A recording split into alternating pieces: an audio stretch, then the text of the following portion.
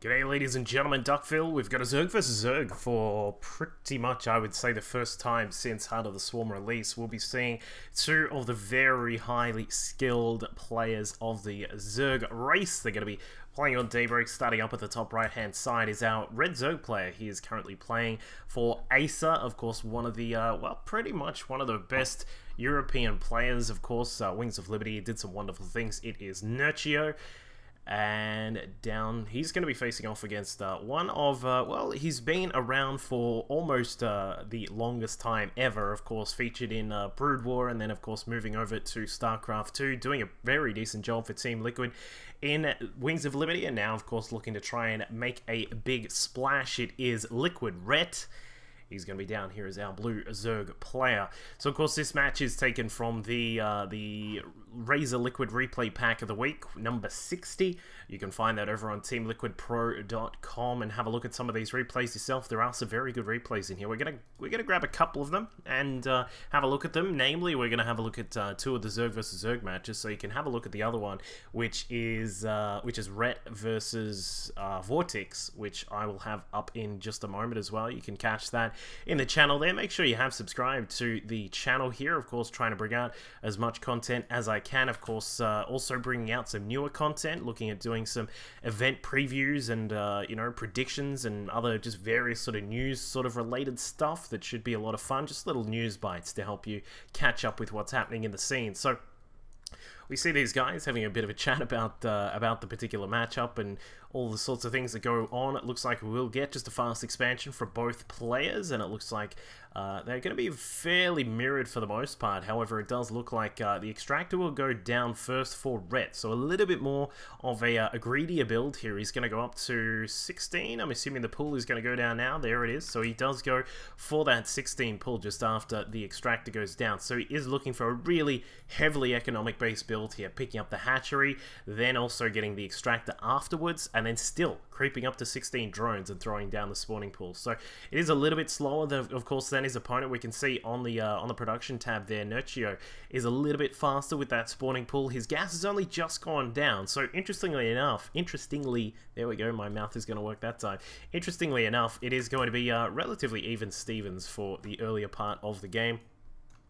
So we'll see how it phases out there. LiquidRet just getting a quick scout, just seeing what his opponent is up to. Sees the gas only just being picked up now, and the spawning pool is up and running. Meanwhile, for Nerchio, hasn't actually scouted into his opponent's main. I'm a little bit surprised about that. It is it's something you do have to be very careful of course, Overlord scouting into your opponent's main base, because the Queens can come out and Queens can shoot down the Overlords if they get enough time, but it's just interesting to see that Nerchio didn't go that far. So, Daybreak, of course, a map where we have seen some pretty interesting Zerg versus Zerg matches. I would advise, guys, if you want to see some really, like, high-quality Zerg versus Zerg matches, watch some games from the C region. I have posted some of the matches from replays of guys from C, of course, Pig and Mafia, and of course Moonglade is down here. These guys are all so well versed in Zerg vs Zerg, just given that there are like so many very good Zerg players here. If you want to sort of look at working out and on how to work this particular matchup, then certainly watch some of those guys. But we see a couple of Ling knife fights going on here, relatively even. Yet again, of course, we can see on the production tab that things are starting to change up a little bit. AcerNerchio is going to grab his Baneling Nest a little bit quicker than his opponent. We'll see if Ret is going to throw it down. Interesting to see that it is in the back of the main base here, so perhaps wanting to hide it for just a little bit longer than you would normally see. A lot of players tend to sort of put the Baneling Nest down at the front. It sort of helps out with a possibility of doing wall-offs if need be. It also helps in like kind of messing up with the auto-attacking sometimes. It kind of depends on the situation, but Red is going to have his lair a lot quicker. Of course, delaying his Baneling Nest just a bit has left him a little bit more gas to work with. And of course, with his lair coming up a lot faster, that can transition into the fact that he will have his Spire faster. Now, of course, I want to give a quick shout out to DB Wigan on Twitter. We were talking about how I haven't actually casted any Zerg versus Zerg matches, and he said that's because all you need to say is one person has, you know, one more Mutalisk, and then that's the game over. So we'll shout out to him for that, but we'll see if that is the case here. Nerchio now picking up gases 2, 3, and 4. And of course, we'll see that, well, looks like Rhett has also gotten his 2 there as well. I think they're talking about something that they were discussing in private chat, so not wanting to get that on the replay or perhaps on stream if Rhett was streaming at the time. But there is the Spire. It has started up straight away from LiquidRet. He's going to get that out, of course. Now he's going to look to want to save up some of this gas. Of course, the gas, the big critical part of this particular play where you are taking into those mutas. Looks like Nerchio is going to try and have a look inside the base. They're not going to get too far. Won't see the Spire. Of course, it is in the main. Of course, this is a very odd spot. A lot of players like to put it down here at the back of the natural, or like somewhere around here or something like that, because you don't often get some scouts to pop through here. A lot of the time the Overlord scouts will be a little bit too far out to scout out this sort of position, and then Lings tend to run through. If people do Ling run-bys to scout, they tend to just run straight through and not actually scout out that position. So we'll see what happens. It looks like there was a little bit of another Ling fight through the middle section of the map. In fact, we will have another one right now. Nerchio coming across. He does have a decent total of Lings, but Rhett certainly does. Oh, he had the number for a moment, but has now been forced back. Rhett going to build a couple of Banelings to try and make sure he has the defenses to push Nerchio back, and it looks like they will continue to battle through this middle section of the map. Now coming across, I think Nerchio wants to scout out, does his opponent have a third base as of yet, and he will see that in just a tick. Well, in fact, he knows that because the Overlord's there. So he wants to come across and see what damage he can get done on this third base. It looks like Rhett, no Baneling available to defend against this big pack of Zerglings, and continuing to dance around the minerals here. The Lings trying to get away. Looks like Nerchio will escape with a few of his Lings here, but does lose a few of his own in the process. So the Mutalisk count is going to be the big part here. It looks like that was, well, whoa, that was a Baneling hit on some lava there. But anyway, the Mutalisk count is, of course, the big thing about this matchup. We'll see the Mutas start to pop out. Rhett already up to a total of 3. He's got 4 more on the way, and has already started his +1 to the Carapace at the Spire, and so he is going to be ahead for the time being. Of course, as we were saying before, a lot of people will just sort of consider this matchup, you know, who has the most mutas, and at this stage, it obviously is going to be Rhett. He's got that advantage of having the Spire a little bit earlier. He's also going to have perhaps a small timing window where his +1 to the Carapace is really going to affect the battle here. Of course, with Mutalisk, they do that bouncing attack, which means that if you have an extra piece of armor, then the attacks are negated over each of those shots, which means quite a lot more than it sort of sounds initially, but it is a very important part of this particular matchup and this particular style that these two guys have gone for. As we can see, Nerchio has got his own mutas about to pop out. He has a decent flock just in the middle section of the map right now. He's got a total of 10,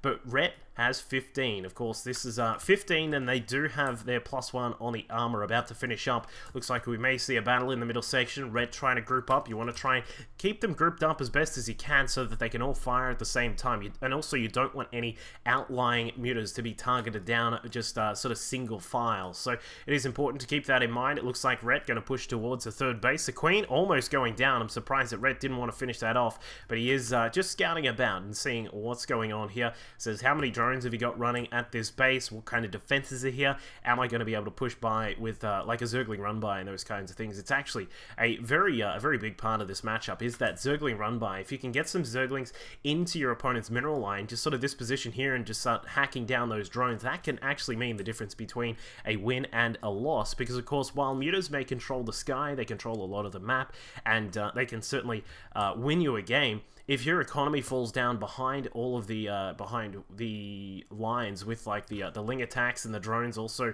getting picked apart, then that can basically cost you the game as well. So at the moment, Rhett's sitting at a total of 25 mutas out on the map right now. He's going to look to try and push in towards the main base of Nerchio right now. Takes out a Spore Crawler. will then be able to push through. It looks like, however, down at the southern edge of the map at the third base of Nerchio, the Queen goes down. Lings now pushing in. They will be intercepted by the Lings of Nerchio, and there was a little bit of a muta fight up here at the top side of the map. Looks like Rhett was just trying to distract his opponent to see if he could pull the mutas away from defending that third base, and now, in fact, the mutas have transferred through to the middle of the map, and now Nerchio is completely exposed at his natural, pulls some of the drone at his main, and pulls some of the drones back to mine another day, but for the time being, Rhett just stays in the lead with those mutalists. 31 in total, a couple more about to pop out, and it looks like some Lings will now come across from Nerchio, trying to get his own run by going. Keep in mind, there are no spines inside the mineral lines here, which is something you do tend to see at this stage of the game to make sure that a player is protected against the possibility of those run by attempts, but Rhett is starting to lose a little bit of his own economy here. As we mentioned before, those Lings down at the third base actually getting some good damage done. The worker kills actually looking a little bit ugly right now, going up to 9 there, and well, we can see that Rhett is still keeping things in check right now. The Lings are occupying everything on the ground, taking apart those run-by Lings that are trying to come through, and AcerNerchio picks up an extractor, but not exactly a huge deal there, but he is still continuing to attack into this base, and Rhett, we'll see what he is able to do. It looks like the muta clouds do engage. We've got 28 versus 17, goes down to 15, and Rhett has just absolutely decimated his opponent there. 1-1 on the upgrades, helping him out. Of course, Nerchio does have the same, but it looks as if there was a little bit of a difference in that fight. So despite losing out his third base, it looks as if Rhett is now about to finish up his opponent. Ling's now streaming into the third. The work account of both these players just down at a measly 40 or so, and it looks like Rhett is going to be able to clean up the third base. Spore going down. Mutas are going to fall down to the mutas of Rhett, and despite that hatchery being polished off there, Rhett is still in a very good position right now. He's up at 126 supply with a total of 51 workers, looking good right now. Just finishing off the remaining defenses here, and the mutas are grouping together yet again, taking him up to a total of 25. And I would say that is going to be it. Forces a cancel on the fourth base. Nerchio sitting back and thinking, well, what am I going to do? And he says lost because of a random fight, outplayed on the ground. But there is a GG from Nerchio. There it is. And he will leave the game. So Zerg versus Zerg, living up to the hype and the stereotype of this particular matchup, but of course a very fun fight regardless. We got to see some Zerglings fighting out on the ground, dancing around mineral lines and bases and all these things, and then that transition into the mutas where Rhett was a little bit further ahead than his opponent and was able to take him down. So I hope you all enjoyed that match. It was a little bit of an interesting Zerg versus Zerg. We'll grab another one and have a look at Rhett versus Vortex, and I'll catch you in that game soon. In total, the Spire just about to finish up. More Zerglings coming about as well. And the Ognus is starting to spread himself a little bit thinner, of course, looking towards taking a third base. This means that your defenses are spread a little bit further. As we can see, we've got Marines, we've got a few mines, and these